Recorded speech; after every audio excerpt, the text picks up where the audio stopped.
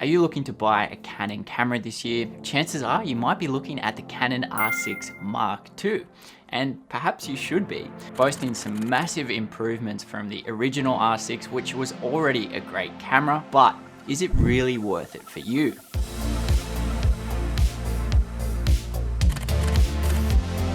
For me, I own and regularly use both the original R6 and the R5, so I'll not only be reviewing this new R6 from bottom to top, I'll also be comparing it to these two other cameras and ultimately seeing how it stacks up in the real world. And yes, I'm actually using the new R6 to film this video right now. Shout out to Canon Australia for letting me loan this camera, but this video is not sponsored in any way. But ultimately, I was really excited to test it out, put it through all the tests that are important to me for both photo and video, so you can decide if this is the right camera for you. Let's jump in. So firstly, starting with its size, weight, and appearance. Not much to mention here. It still looks and feels pretty much exactly the same. I believe it is the exact same dimensions as the old R6 and basically the same weight. To note about the design, yes, we finally have a photo to video switch, something I know a lot of people will be happy about. We also have this new lock feature on the on-off switch as well. But even more importantly to me, now you can save custom video modes, which is really important and you couldn't do on the old R6, but you can on the R5. Now I can save all my different frame rates on custom video modes 1, 2, 3.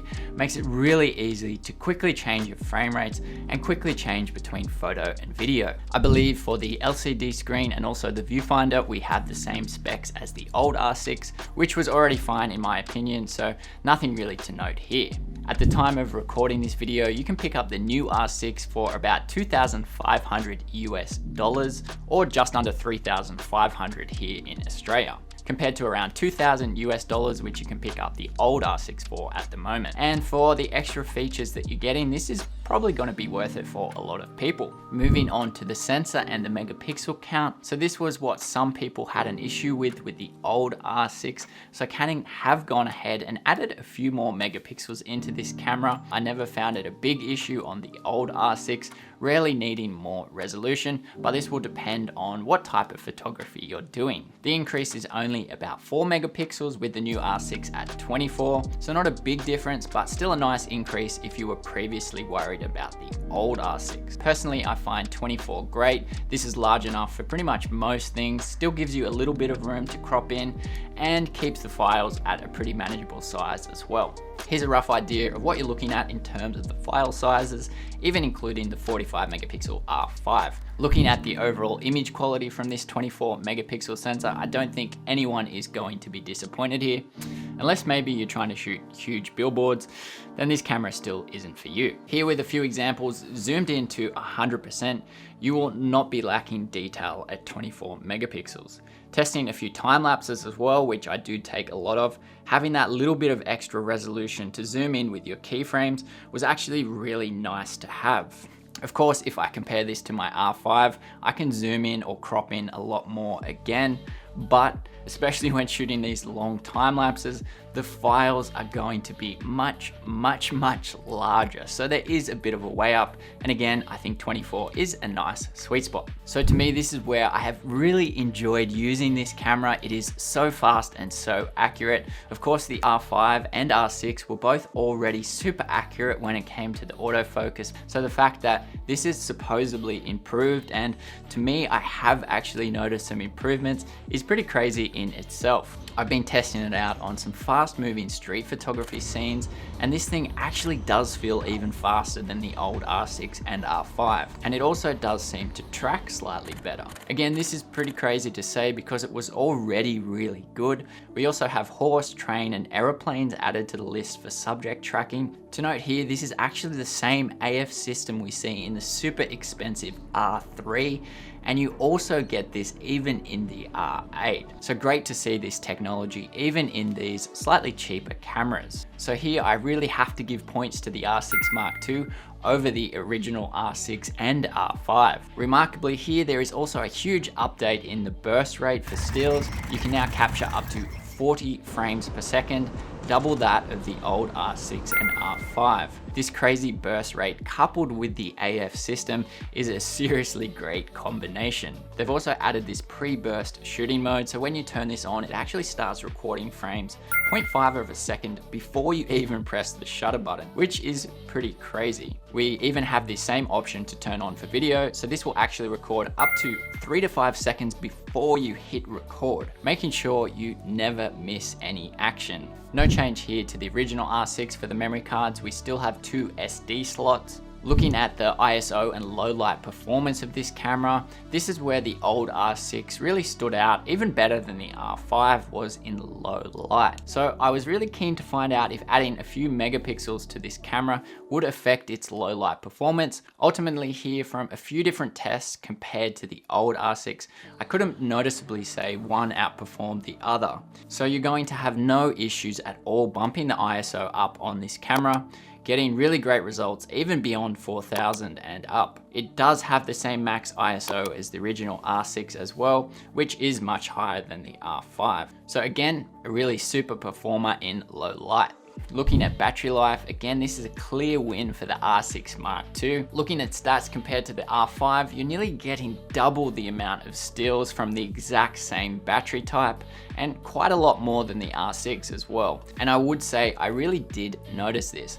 I took this thing out for a couple of hours one night, a few hours the next morning, and a few hours again that afternoon, all on the same battery. I took over 1200 photos and quite a few videos as well, and the battery was just almost about to die. To note here, I was shooting a lot in burst mode, which is why my numbers were so high, but that does probably answer the question that I don't think you're going to have any issues with the battery life on this camera, easily trumping both the old R6 and the R5. Moving on to image stabilization. Now, if you're aware of the old R6 and R5, largely I would say the image stabilization for stills is really good. Sometimes on video you will get a little bit of wobble. For me, this is only on really wide lenses, and I don't find it a big issue despite others mentioning it, but I was still eager to see if this existed on the new R6. From the example clips I did take, I would say I didn't notice much distortion. I did a bit of a vlogging test holding on to the lens, and this is at 15mm. I do often find this slow panning type of movement at 15mm can cause a bit of distortion as well, but perhaps here far less than the R5 even. But it is hard to note much of a difference without more testing. Looking at the weather sealing and build quality on these Canon cameras, they're always built pretty sturdy, so I don't think you'll have any issues there.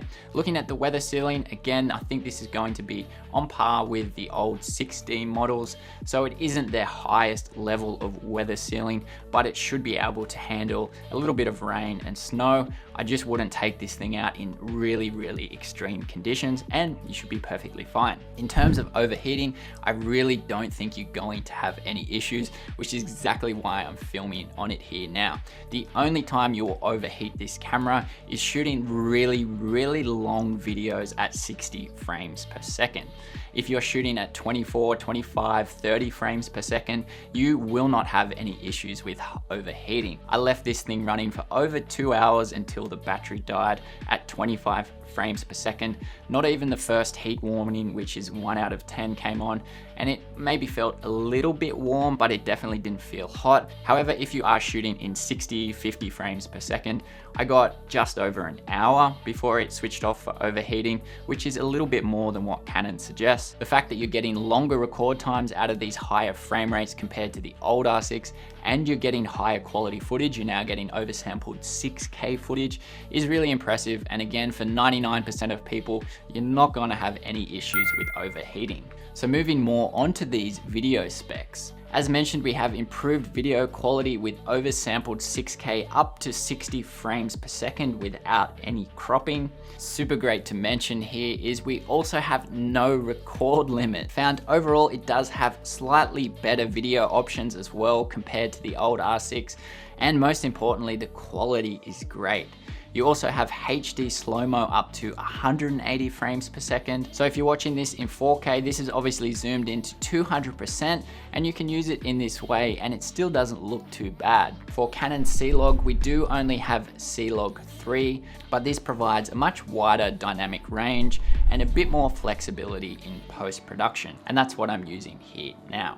I would like to have seen both C-Log and C-Log 3, but if you had to pick just one, I think most people would be choosing C-Log 3 with its wider dynamic range. If we compare the video options, say, to the R5 still is a little bit superior. You're getting 4K 120 on the R5, you're getting 8K, but I'm not ever using that anyway. The R5 still has a few extra options like codecs with all-I as well.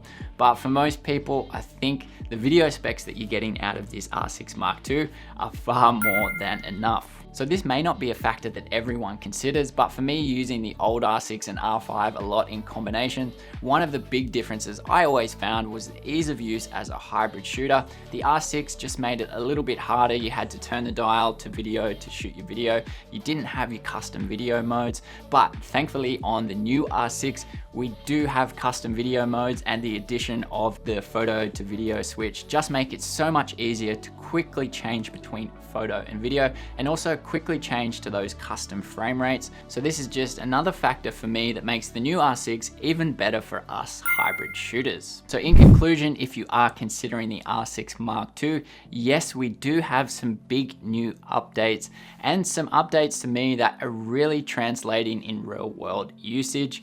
Is it going to be worth it for you? Well, ultimately, I can't answer that question for you. That depends on your budget and your needs as a photographer or videographer. But I hope this video was useful in helping you decide. Please do subscribe for more videos just like this one. Keep on creating, keep on growing, my friends. I will catch you in the next one.